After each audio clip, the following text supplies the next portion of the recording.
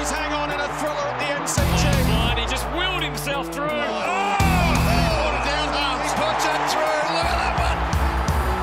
Hello and welcome to another episode of Inside Melbourne. Tom Morris alongside me, Clint Stanaway. Tom, hello there. Hello, Clint. It wasn't the best Sunday, was it? It wasn't a great Sunday. I must admit I did leave the mighty MCG. Feeling a bit flat, disappointed, as did so many other red and blue faithful. Yeah, I think it's important we call it what it is on this podcast, and we speak openly and forthrightly about how it was at the time and how we feel now. Clearly, as a Melbourne fan on the weekend, I was filthy. I thought it was a pretty disgraceful performance after quarter time, an 88-point turnaround, one goal in the last three quarters was just not what we expected. Now, I don't think there's any shame in losing to Hawthorn. I think they're a better side than a lot of people realised or realise now. But the way in which it happened, I thought was unacceptable. I was extremely frustrated, as I know a lot of other Melbourne supporters were. And I was frustrated with the players. I was frustrated with the coaches because I thought we got some things wrong there. I thought there was some bizarre moves or non-moves that really affected the game, some structural things. The way that our defenders pushed up so high continually and the ball came at the back. So there were a number of frustrations.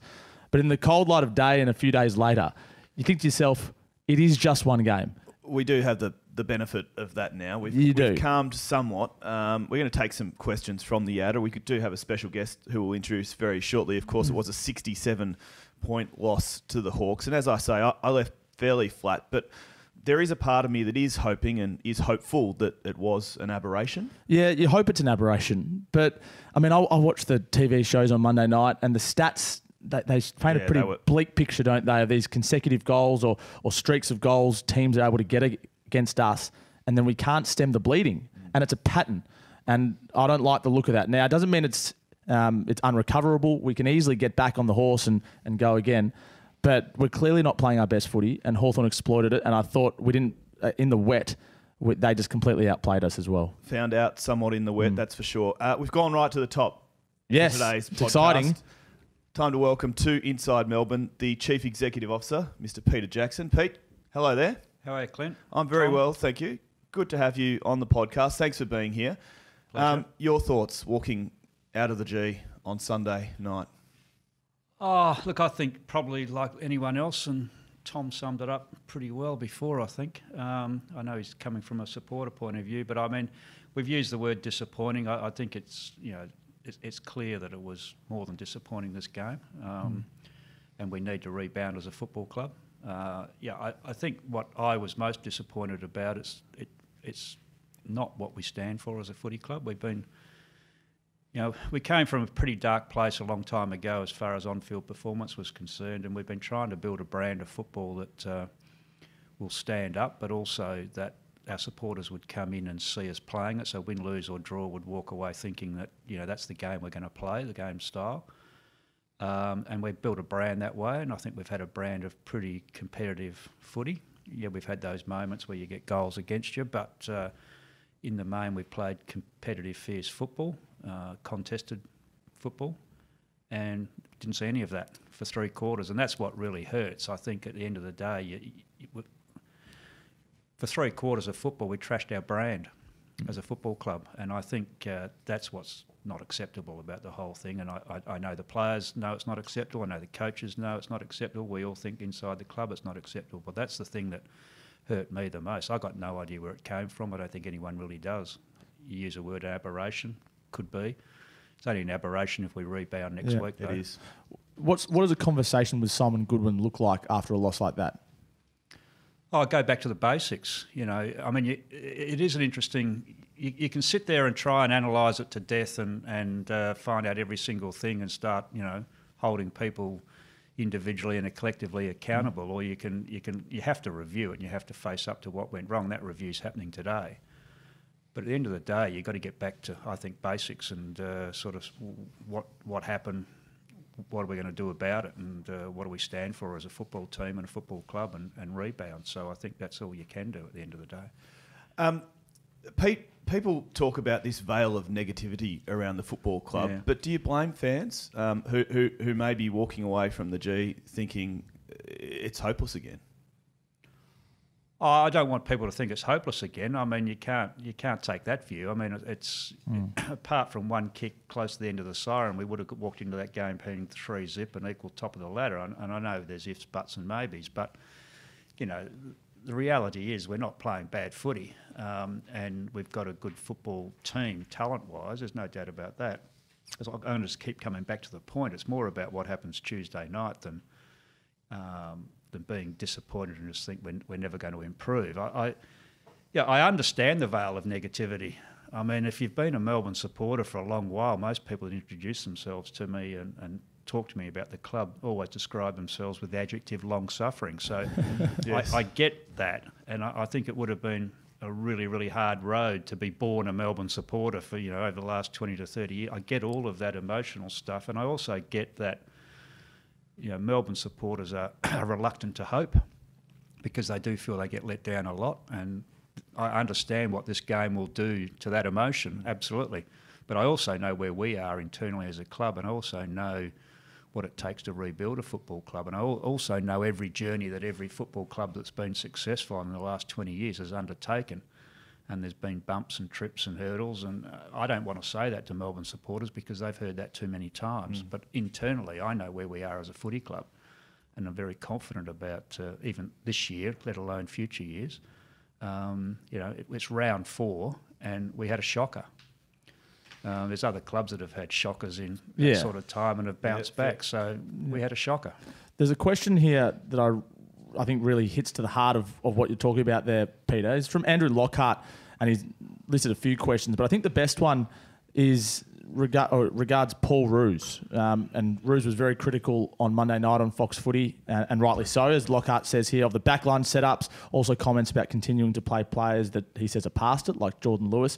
When you see a former coach like Paul Roos, who you bring in, being so critical, do you feel as if that's justified, or do you just take no notice and keep it within the 4 walls? Oh well, Roos is entitled to his opinion. He's got to express his opinion. That's what he's paid for. And I can see the sort of commentary. I didn't hear them directly, but I can see the sort of commentary he would have made. A lot of people would have made those sort of comments. I mean, you single out Paul Roos because he's a former coach. Yeah, that's fine. But I mean, I'm sure there's 25 other experts that have made very similar comments. Yeah. It's more because he knows the place intimately. I think that's what probably makes his comments more significant than others. Yeah. Give more prominence. Yeah, possibly. But I mean, at the end of the day, we have to look at it from what we see inside the football club. Yeah. He has to call it as he sees it. If he doesn't call it the way he sees it, he's got no credibility in his role. So I get all that. But I just come back to the point I said before. I have absolute confidence of where we are as a football club and where we're going. And we had a shocker, and it's round 4. A lot of the commentary is very interesting in the media, and Tom and I both work in the media and are paid by the media. But it fascinates me, the term drinking our own bathwater. Yeah. I'm not sure there was much to drink beforehand. I wouldn't have thought so, but does that do you shake your head at those sort of comments? Well, this game's, funnily enough, I don't. This game is all about expectations. And it's not your own expectations necessarily. You have your own expectations internally. You know where you're at and what you're trying to achieve. But in terms of public consumption, it's all about other people's expectations. And I've learned a long time ago that if you exceed other people's expectations, then you're a genius. If you don't meet other people's expectations, you've failed. And it's not necessarily true that either of those expectations were correct. You get yourself into awful trouble with all the noise that goes on you do if you exceed other people's expectations and then you don't match them the following 1 or 2 years. And those expectations, were people didn't think you're on a right path and you did better, and they go, wow, they put their heads up, gee, they're going to be better than we thought we were, and then you don't meet expectations other people have created. That's what goes on. That's what creates the noise. People get disappointed or they get over-optimistic about where a footy club is without much basis for either. So that's what happens. It's been happening for as long as I've been in footy, and it's something you have to deal with. Inside Melbourne, with thanks to Zurich, Peter Jackson, our special guest, Tom Morris. Question from Hudson Hawkins. A lot of fans are concerned that during the Hawthorn game we didn't see any significant change after Hawthorn changed to adapt to us, and that's probably what we spoke about a little bit before. How can you convince the fans that Goodwin will adapt when things aren't working? Because we didn't see that on the weekend. Well, yeah, again, it's 3/4 of one game, and I'm offended by that question, to be honest. Yep. I think that Simon's settled into this role, and at the end of the last year, he's been lauded for what he's achieved and what he's getting out of the players. To have that sort of reaction after 3/4 of football, I think is a little bit, as I said, offensive. Yep. I think Simon's a very good coach, and he will be proven to be. Yep. The players post-match, you mentioned how the coach was. The players, could you tell that they were? Oh yeah, yeah, oh yeah, yeah. I think that's one of the good things. I mean, I'm not sure whether in recent years, 2 to 3 years, where the players have understood what a loss really meant. I saw it after the game in Geelong. Against Geelong, sorry. They were deeply disappointed that it didn't go their way, but it was a whole new feeling after this game, and they've had 48 hours since the game to reflect on it, and I know they're hurting, and that's good because they need to understand, and I'm sure they do, that we can't dish that up again. So I try to look at all these things as being positive learning experiences for the guys, and there's been plenty of clubs that have gone through real pain and anguish, and it's not until the players personally feel that themselves, because they're the only ones out on the ground that can do anything about it at the end of the day. They're the ones that turn your club around and perform for your club, and there's been plenty of examples of that.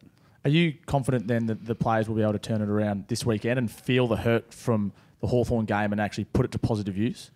I think it's a wonderful opportunity Tuesday night. 85,000 people. It's getting to be equal number one home and away game in the season. It's who you stand for as a club. You're on the centre stage. Everybody's going to be looking at the game anyway. This week they're going to be looking at it from a slightly different perspective. So yes, what a wonderful opportunity to make a statement. Can we have more people at the Richmond-Melbourne game than Anzac Day? That's been the chat. Let's do it. Well, there might have been. I just hope all our Melbourne people turn up, and I'm sure they will. Yeah. And expect to see a rebound of effort and performance. And I know the Richmond people will turn up. So latest forecast was 85,000. I mean, Collingwood and Essendon both had good results on the weekend. So I'm sure that game's now got a lot more interest than people might have thought it had a week ago as well. So, look, who cares? I mean, really, it's nice to knock them off, I suppose, in some sort of parochial way, but I'd rather look at it. Fancy putting 180,000 people into this stadium within 24 hours of each other. What a fantastic advertisement for the game. What I really like about Peter's answer a couple of moments ago, Clint, when he said he was offended by this question, is his absolute backing of Simon Goodwin. 100%. Because I don't question Simon Goodwin's coaching at all. I think in this game there were some issues that we could have done better, but who am I to be a tactical expert? That's just looking from a fan's perspective, and a lot of fans felt the same way. But there's no way that anyone's calling for Simon Goodwin's head here. No, that is a complete overreaction. But the way you defended him as a CEO, I think, was terrific. What needs to happen, though, clearly, is we need to play better against Richmond. And it doesn't necessarily need to lead to a win, I don't think, just like Hawthorn. But a better performance will give us more hope going forward. And commercially... Yeah, but Tom, don't. Yeah, there's a hint in there like an honourable loss would be acceptable. No, you don't want that. I don't. No, we don't want to go. I know Richmond are the best team in the competition at the moment. They deserve to be rated that way. But we don't go into the game on Tuesday night just with a view of we've got to be better. No. We've got to go into that game with a view we're going to win. Yeah. We're beyond honourable losses now. Oh, absolutely. I would hope so. Yeah. We weren't a couple of years ago. No, I would hope so. Yeah. I hope we're well beyond honourable losses. Just one more footy one. There's been a lot swirling about Jake Lever, a lot of criticism about Jake. Do you understand that? And not really. No. Not really. 13 intercept marks on the weekend. Do you sympathise with his plight? Well, I don't know if he thinks he's got a plight. Jake's a pretty determined young man who sees the world from his own, as he should. And I don't know that he thinks he's got a plight. I don't know what he hears over the fence. I'm not sure. I haven't spoken to him. But I don't know where this has all come from. Got no idea. But he's a very good player. Tom just said 13 intercept marks on the weekend. He was brought into play a certain role. I think whether we've had the team balance as well as we could have had in the first 3 or 4 weeks to allow him to play the role, and that's probably certainly why we brought Sam Frost into the team against North Melbourne, to try and provide that balance. So we'll see what happens. But again, it's round 4. I mean, I find it amazing, these levels of commentary after 3 or 4 games of footy about the people drawing such conclusive views on where the footy team is, where a player is. And I mean, people just want to go back over history and look at the rounds, the seasons, and see where ultimate premiership winners were after rounds 4, 5 and 6. I think you'll find, clubs build to a certain position. And what I just say is nothing to do with explaining or accepting what happened on Sunday. I'm not saying that, but it's round 4. Yeah. More from Peter Jackson after the break. But first, you mentioned 85 plus at the MCG come Tuesday night. Commercially, how important is this fixture for the football club? Oh, obviously. Numbers like that, it's fantastic. We do it every second year with Richmond.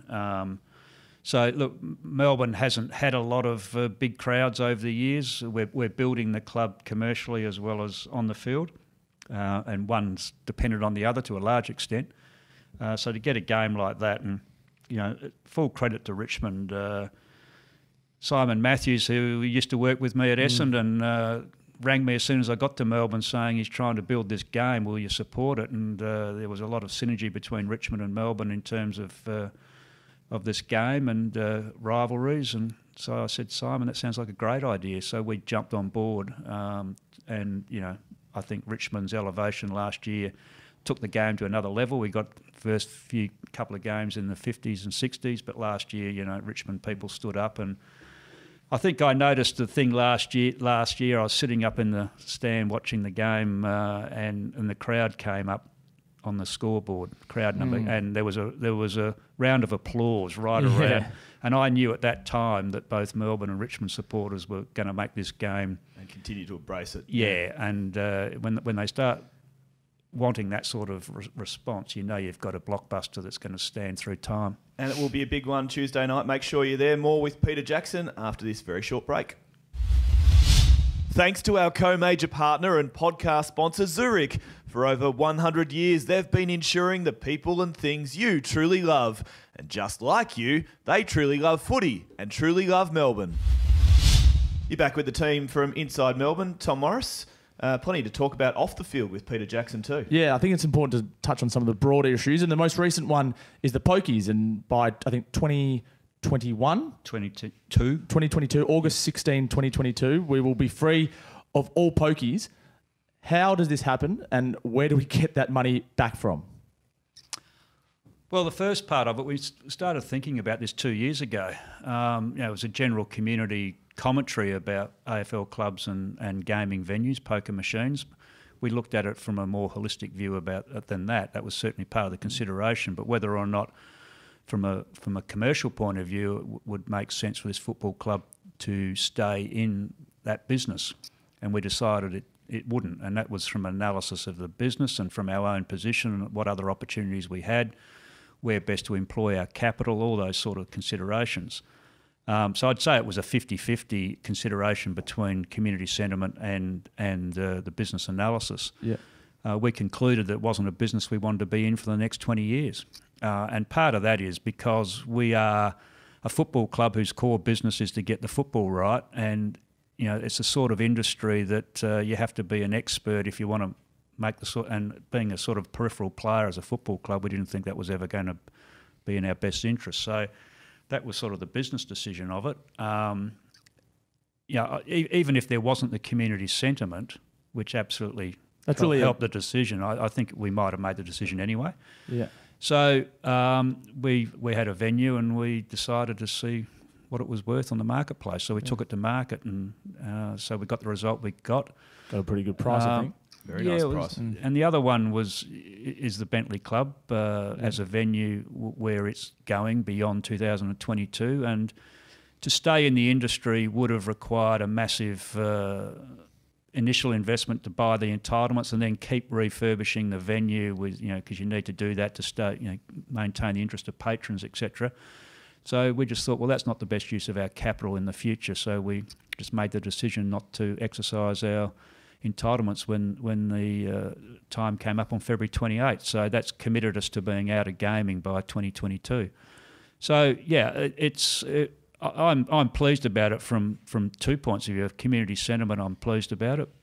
We all are about that, but we think it's the right decision for us commercially. So when you say how are we going to replace the money? Yeah, that's the cynical perspective. What is it, about a $2 million?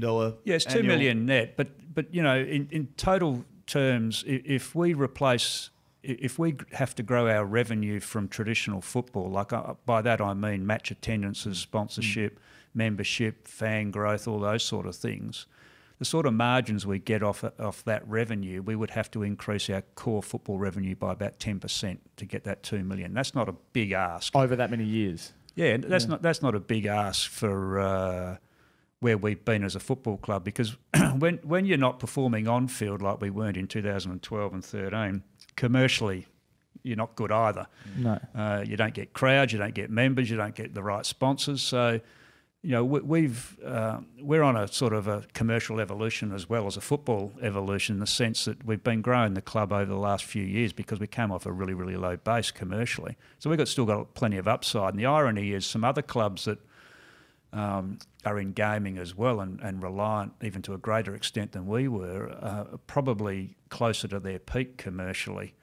And would find it harder to get out of that if anything went wrong with their football teams, for example, or their sponsorship or something like that. So I think we're better balanced right now to get out of it and start planning for that future now than we might have been if we were, in 3 to 5 years. So everything sort of came to pass for us. And it's not as if it's immediate. I mean, it's not just like $2 million's gone next week. No. Lee Oak's here till the 31st of July, Bentley's here till 2022, so we've got a bit of time to transition. Speaking of the future, Pete, a big announcement in the last week involving the MCC, the AFL and the state government. A lot more money for this precinct, but also for Casey Fields as well, I understand. Yeah, well, first of all, the MCC, I mean, we're really grateful to them and the MCG trustees for this deal. I mean, it's been... people have been talking about club returns. I mean, and I think it's fantastic what they've done. It's a recognition that the clubs bring the people into this ground and generate the revenue, and that we needed to get a fairer share of that revenue. So that we're grateful for that. And in the context of the previous conversation about gaming, there's some dollars already. Yeah, straight. Did you know that was coming though? Because it was that part of decision making. No, it didn't. Eddie knew. Well, I was aware that there was a conversation going on between the AFL and the MCC, but I wasn't aware at all about the timing of it or the extent of it. It's worked out nicely. Yeah, well, it did. So maybe you've got to be lucky sometimes. So that will certainly help us transition in that area as well. So we are grateful for that decision. But I think it is a reflection that football clubs generate the revenue at the end of the day for Stadia, and all other third party that's involved, whether they're caterers or ticketing agencies or whoever they are, we generate that revenue by bringing people in. The more we bring in, the more we deserve. So it's been a bit of a problem for me over the 20 years I've been in footy that the club has sort of been not got its fair share out of what it generates as a game. So I think now we're getting closer to where that should be, and that's a great result. Very happy about that. Can you give us an update on a training facility that we could potentially have within a year? Well, I read about a year a while ago, but whenever we're going to have it. Because clearly at the moment we've got administration at the MCG and football at Amy Park, and that is unusual in AFL terms. Yeah. Where is that at? Surprisingly, though, it's not unusual by international sporting standards. Okay. A lot of EPL clubs operate that way. Yeah. And I say that only because I don't think that's the main issue. I mean, we're building a culture in this footy club that is not negatively affected by having to walk 500 metres across a footbridge. No. That doesn't really come into play. Ideally, would we love to be under one roof? Of course we would, but if your culture's not right, being under one roof doesn't fix it. So I think where we're suffering mainly and where we've got a competitive disadvantage is our inability to get a decent commercial return out of the facilities. And this comes back to the poker machines again. We pay fairly high outgoings relative to other clubs for what we have over at Amy Park. Very high outgoings. Yeah. And then in both the MCG and Amy Park, you have no commercial opportunity. Being on Gosh's paddock, you have no commercial opportunity. You don't have any passing traffic. It's not easy to engage with your fans. So, we want to get into a facility that provides us some commercial rights, like Collingwood at the Holden Centre have naming rights. We don't have any of that, and we pay a commercial rent across the road. So. Yeah, there's a possibility that if we can get the right deal done, that we could turn around net on our facilities, the cost now versus the commercial opportunity in the future by a significant amount. And again, that would be one of the main contributors to offset poker machine income. Tom, one for you, and Peter, feel free to get involved here. I did read with interest a couple of days back that there are a few interested parties when it comes to the likes of Jesse Hogan and Angus Brayshaw. Is that right, is it? Yeah, no, it is right. And who can blame them, really, given how well Jesse Hogan's playing and the fact that Angus Brayshaw is out of contract at the end of the year. I saw a couple of questions come in, Clint, asking how a co-host of this podcast could write an article saying Brayshaw and Hogan want to leave. Yeah, how can you? Come on, Tom. Well, first of all, I never wrote that. And if you actually read the article, you would see that it said there's no suggestions Hogan or Brayshaw want out. In fact, I think it's the opposite. But the reality is that Fremantle are extremely keen on Jesse Hogan, and they have been for a number of years, and he's out of contract at the end of 2019. And Angus Brayshaw has two brothers living in Perth. Fremantle are keen on him. In fact, a number of clubs are keen on him. But let's get the brothers.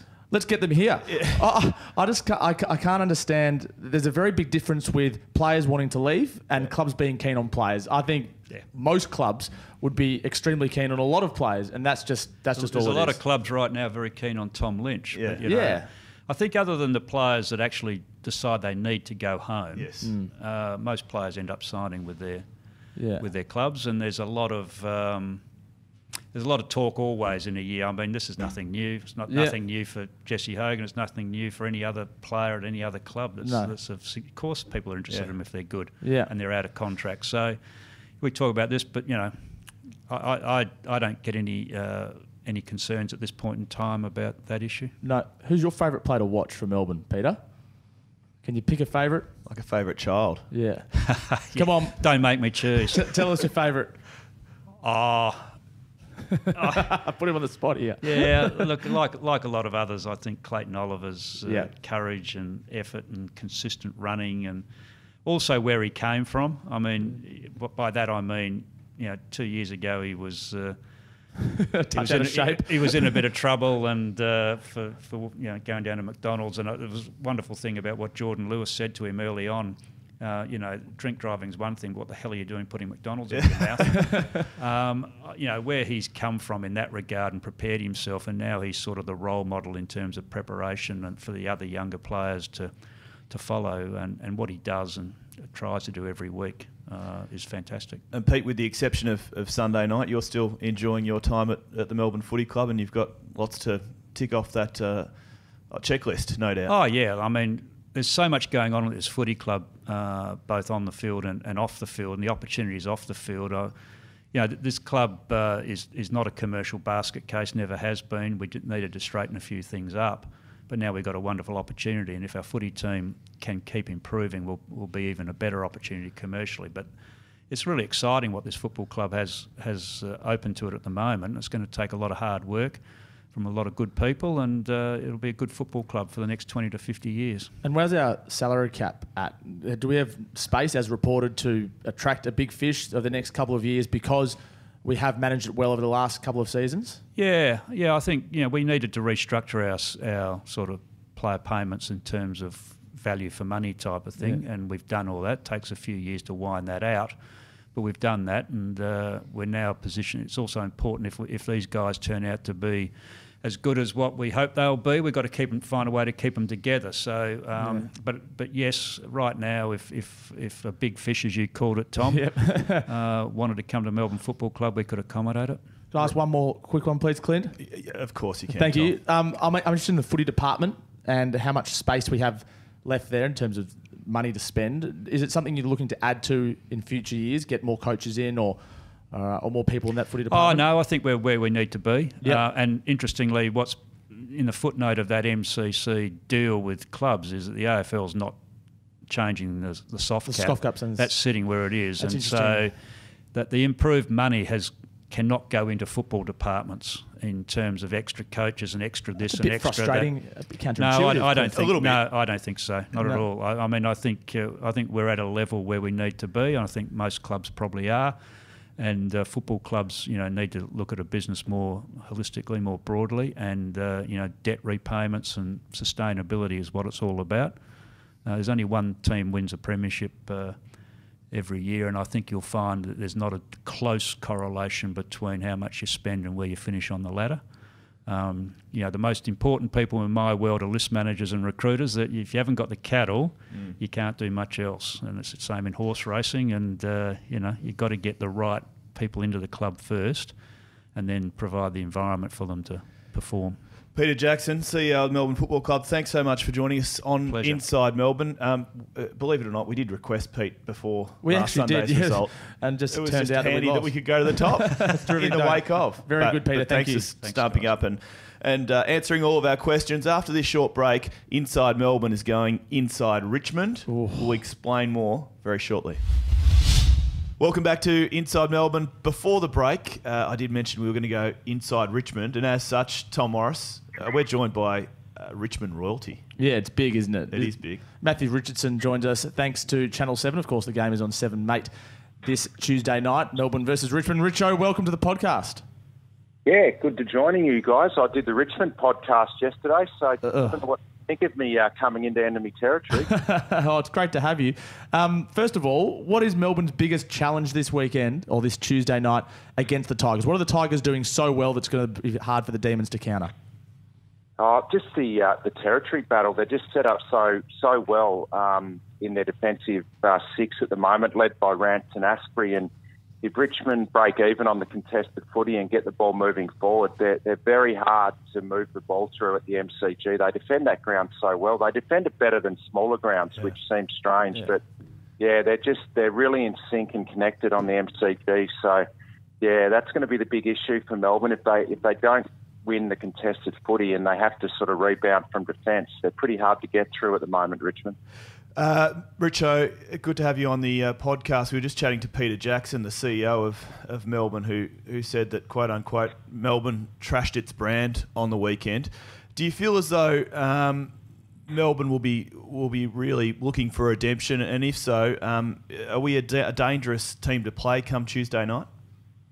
Absolutely. Melbourne are a dangerous team to play any week. Yeah, look, I did that game on Sunday against Geelong, and at quarter time, I actually thought, Melbourne needed to be further up because they really did dominate that first quarter, and the Hawks sort of hung in there and managed to scrap a few goals. And I thought Melbourne should have been further up at quarter time, and then after that, it was a complete domination. And yeah, look, when a team puts in an effort like that, they normally regroup and rebound the week after. We've already seen it this year. We saw it last week with the Bombers coming out strong against Port Adelaide and having a good win. So yeah, I think they're going to be really dangerous on Monday night. They've been a good contested ball team for a couple of years now under Simon Goodwin. I expect them to respond pretty strongly in that area, and if they win that, they're a really good chance. Richo, you had a very illustrious career, clearly, and while you were at the Tigers, there was a sense for a while that it was same old Richmond in a few seasons, that you'd give it a crack and you'd have a good go, win a few in a row and then get badly beaten and then just miss the finals. And it was disappointing for Tigers fans, I'm sure. Hang on, Tom. Are you saying Melbourne is the new Richmond? No, I'm not saying that at all. I'm not saying that at all.